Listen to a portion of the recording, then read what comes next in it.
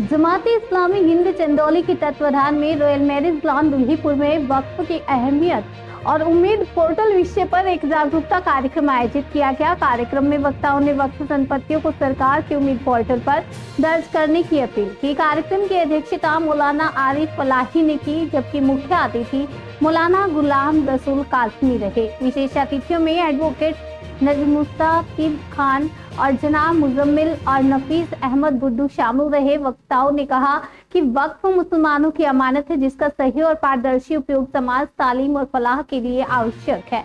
उम्मीद पोर्टल के माध्यम से दस्तावेजों का ऑनलाइन संरक्षण और प्रबंधन आसान हो सकेगा। कार्यक्रम में उलेमा, शिक्षक और नौजवान बड़ी संख्या में मौजूद रहे।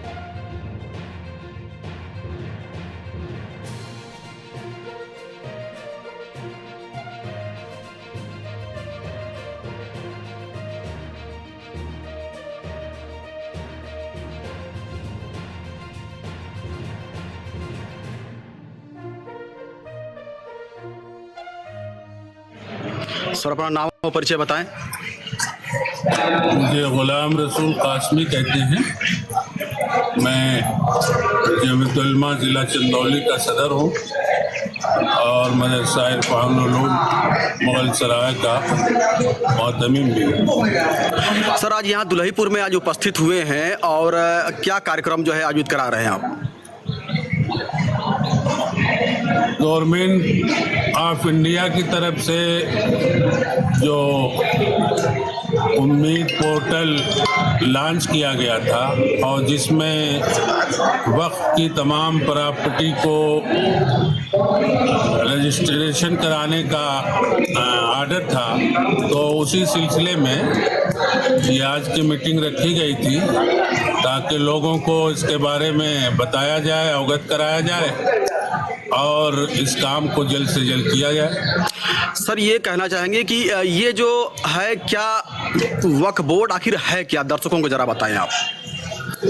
वक्फ बोर्ड एक संस्था है, इदारा है, जिसमें जितनी भी वक्फ की प्रॉपर्टीज होती हैं, जायदाद, कब्रिस्तान, मस्जिद, मकबरा वगैरह, उन सब का उसमें रजिस्ट्रेशन होता है। तो ये वक्फ बोर्ड अलग अलग होता है हर सूबे में, हर स्टेट में। एक शिया वक्फ बोर्ड भी है, सुन्नी वक्फ बोर्ड है। तो हमारा उत्तर प्रदेश का वक्फ बोर्ड लखनऊ में है और इसी तरह हर स्टेट में वक्फ बोर्ड बने हुए हैं। और उसका मकसद यही होता है कि वक्फ की जितनी भी जायदादें हैं, ज़मीनें हैं, उनकी हिफाजत की जाए, उसको सही ढंग से उसका देख रेख किया जाए और उसका फ़ायदा आम लोगों को पहुंचाया जाए। जी, अपना नाम और परिचय बताएं। मेरा नाम नजमुस्ताकिब खान है। मैं पेशे से वकालत करता हूँ हाई कोर्ट लखनऊ में और अभी यहाँ इस सिलसिले में मेरा आना हुआ है कि जमात इस्लामी हिंद हल्का उत्तर प्रदेश मशरिक ने वक्फ अमेंडमेंट के सिलसिले में जो उम्मीद पोर्टल पे रजिस्ट्रेशन के सिलसिले में जो बात कही है सरकार ने, उसको किस तरीके से मुफीद बनाया जाए, लोग तमाम औकाफ का रजिस्ट्रेशन हो और वक्फ के सिलसिले में जो कानूनी व अमली रहनुमाई है वो उसको दिया जाए। उस सिलसिले में जमात इस्लामी हिंद ने एक वक्फ सेल का क़याम किया है, जिसका फ़िलहाल मुझे कन्वीनर बनाया है। उसी के उपलक्ष्य पे आना हुआ है। यहाँ इसकी ट्रेनिंग चल रही है, किस तरीके से उसको हम लोग तमाम जो वक्फ बोर्ड में औकाफ दर्ज हैं, प्रॉपर्टीज़ दर्ज हैं, उसको उम्मीद पोर्टल पर रजिस्टर्ड किया। जैसा कि वक्फ बोर्ड की संपत्तियों को लेकर के जैसा कि सरकार ने कुछ जो है विरोध जताया था, कुछ अपनी बातें रखी थी, जिसको लेकर के जो अल्पसंख्यक समुदाय के जो लोग थे वो सड़कों पर उतर गए थे। तो क्या मानते हैं कि जो है ये जो सरकार है वो अल्पसंख्यक समुदाय की जो भी संपत्तियां वक्फ बोर्ड की रही हैं, उन सब संपत्तियों को सरकार अल्पसंख्यक जो है सरकार को उसमें कोई हस्तक्षेप करना चाहिए था या नहीं करना चाहिए था? असल इशू ये है कि वक्फ बोर्ड जो है प्योरली जो है रिलीजियस इंस्टीट्यूशन है, इसको सेंट्रल एक्ट के तहत गवर्न होता है और वक्फ एक्ट जो है 1913 में बन चुका है। मुख्तलिफ अमेंडमेंट हुए, 95 में ज़्यादा अमेंडमेंट हुए। तो उसमें जो अभी जो अमेंडमेंट होके आया है, इसमें कुछ मेजर्स जो है कंसर्न्स है जो मुस्लिम सोसाइटी की तरफ से है। जैसे वक्फ बाय यूज़र का स्टेटस क्या होगा, उसके सिलसिले में बात कही जा रही है। लोगों का ये भी कहना था बोर्ड में जो दूसरे समुदाय के लोग हैं उनको डालने की बात कही गई। हालांकि हिंदुस्तान में बहुत सारे कानून हैं जिसमें दूसरे समुदाय के लोग नहीं हैं, बल्कि वही उसी समुदाय के लोग उसको चलाते हैं। और ये जो है फंडामेंटल राइट में भी आता है, माइनॉरिटी राइट में भी आता है, और ये जो है 26, 27, 25 जो आर्टिकल है उसके तहत आता है। तो ये सब संदेह है जिसकी वजह से इस पर जो है एक तरीके से प्रोटेस्ट किया चल रहा है। और इस पर जो संशोधन के लिए जो है इसके लिए सुप्रीम कोर्ट में पिटीशन पड़ी हुई है, और उस पिटीशन पर अभी तो इंटरिम ऑर्डर आया है, लेकिन अभी फैसला आना बाकी है कि उसमें क्या होता है। सरकार का पक्ष अपना है और जो संस्थाएं हैं उनका पक्ष अपना है, उसके बाद ही कोई बात कही जा सकती है। एक प्रश्न है आपसे, जैसा कि जब कांग्रेस पार्टी जब सत्ते में आई थी तो लोगों का ये कहना था कि कांग्रेस पार्टी ने जो है वक्फ बोर्ड को इतना पावर दे दिया था कि अगर मान लें कि जिस संपत्ति पे, जिस ज़मीन पे आप खड़े हैं, वक्फ बोर्ड अगर वो कह देता है कि नहीं वो हमारी संपत्ति है तो वो वक्फ बोर्ड की संपत्ति हो जाती थी। प्राइवेट ज़मीन भी जो है वक्फ बोर्ड की संपत्ति हो जाती थी। क्या कहना चाहेंगे इसके लिए? भ्रम फैलाया गया है। जो वक्फ का रजिस्ट्रेशन होता है सबसे पहले वक्फ बोर्ड में उसको अप्लाई किया जाता है, वहाँ से वो फॉर्म जो है उसके डिस्ट्रिक्ट में आता है, फिर वहाँ से वो तहसील में जाता है, तहसीलदार उसमें रिपोर्ट लगाता है, डीएम उसमें रिपोर्ट लगाते हैं, सर्वे इंस्पेक्टर उसमें रिपोर्ट लगाते हैं। तमाम तरह की छानबीन के बाद ही वो चीज़ जो है रजिस्टर्ड होती है। तो ये भ्रम फैलाना है कि जिस पर वक्फ बोर्ड हाथ रख दे वो उसका हो जाता है, ये तो बिल्कुल गलत बात है, ये भ्रमित करने वाली बात है।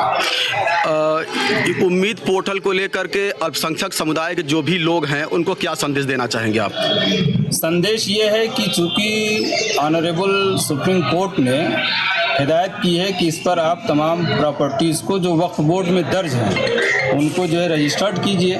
तो ऑनरेबल सुप्रीम कोर्ट के हिदायत के मुताबिक हम लोग की कोशिश ये है कि जितनी भी जो है संपत्तियां हैं वक्फ बोर्ड में जो रजिस्टर्ड हैं वो तमाम संपत्तियां जो है वक्फ उम्मीद पोर्टल पर रजिस्टर्ड हो जाएं। क्योंकि वक्फ की जो भी संपत्ति है, ऐसा नहीं कि ये किसी सरकार के दी हुई संपत्ति है, बल्कि ये हर फर्द ने अपने जेब काट कर वो जो है लोगों की फलाह बहबूद भलाई के लिए वो दिया था, और उसी को वक्फ बोर्ड सिर्फ मैनेजमेंट करता है। तो ये पूरी प्रॉपर्टी जो है वक्फ बोर्ड के जो उम्मीद पोर्टल उस पर रजिस्टर्ड हो जाए, यही कोशिश है। तमाम ज़िलों में इसी तरह के वर्कशॉप हो रहे हैं। इसमें जो वक्फ बोर्ड भी हमारे साथ है, हमारी कमेटी में भी साथ है, वो भी हमारी मदद काम कर रहा है। सर अपना नाम और परिचय बताएं। जी अपना नाम और परिचय बताएं। मैं औसाफ अहमद, पूर्व जिला पंचायत सदस्य, विधानसभा सभापति, चंदौली। औसाफ जी ये बताएं कि अल्पसंख्यक मंत्रालय ने एक उम्मीद पोर्टल जारी किया है, क्या कहना चाहेंगे आप? अल्पसंख्यक मंत्रालय जो उम्मीद पोर्टल जारी किया है उस पर बाकायदे सर्वोच्च न्यायालय ने एक आदेश जारी किया और एक तिथि तय कर दी है जो 5 दिसंबर है। 5 दिसंबर तक हमको अपने जो वक्फ बोर्ड की संपत्तियां हैं उनके सभी पेपर को उस पर दर्ज कराना है उम्मीद पोर्टल पे। क्या लगता है कि अगर ये जो वक्फ बोर्ड है, मंत्रालय है, ऐसा नहीं लगता है कि ये वक्फ बोर्ड की संपत्तियों को एक प्रकार से वो अपने हाथों में लेकर के उसको कंट्रोलिंग करने के फिराक में है? वो चाह रहे हैं, यही उनकी मंशा यही है, और ऐसा हम लोग होने नहीं देंगे। इसके लिए पूरी लड़ाई लड़ेगी जमाते हिंद, उलमाए हिंद और तमाम लोग, देश के सभी कोने कोने से लोग इनका पूरा जवाब देंगे। क्योंकि ये चीज़ें जो हैं जो अल्पसंख्यक विभाग की है, मिल्लत की है, उसको आप कभी जबरी नहीं ले सकते, क्योंकि ये सरकार की दी हुई चीज़ नहीं है। हमारे अपनों ने अपनी संपत्तियों को वक्फ में दिया है।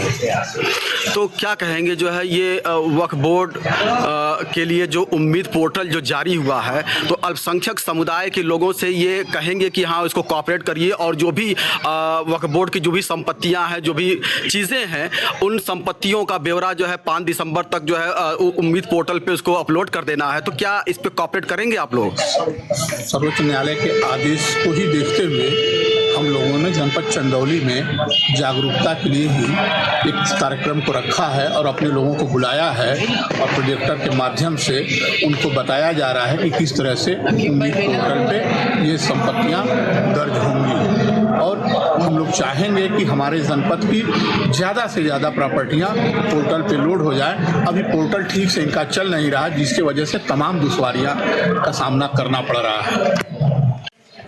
सर